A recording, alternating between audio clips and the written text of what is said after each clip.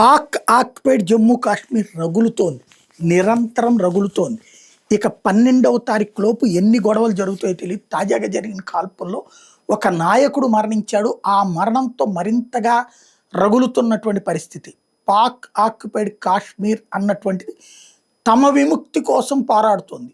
మొదట భారతదేశంలో ఉన్నటువంటి కాశ్మీరంలో ఇక్కడ ఏదైతే సంపూర్ణ హక్కులు లభించడం, ఉద్యోగాలు దొరుకుతున్నాయి, వ్యాపారాలు దొరుకుతున్నాయి, అలాగే భూముల రేట్లు పెరిగిపోయినాయి, మౌలిక సదుపాయాలు వచ్చి చేరినాయి, టూరిజం ద్వారా అభివృద్ధి చెందుతోంది.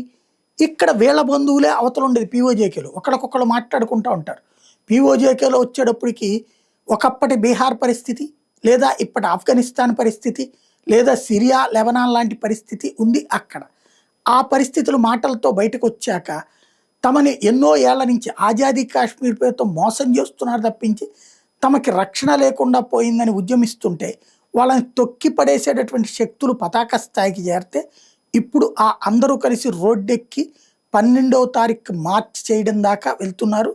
12వ తారీఖు లోపు వాళ్ళని కంట్రోల్ చేయడానికి అమెరికా అండ ఎట్లాగుంది, ప్రపంచ మీడియా అండ ఎట్లాగా ఉంది, కాబట్టి మనం ఏమైనా చేయగలమన్న ధైర్యంతో అసీం మునీర్ చేస్తున్న దారుణ కృత్యాల మధ్యన ఏం జరుగుతుందో చూడాలి. పీఓజేకే ఏ స్థాయిలో వెళ్తుందన్నది.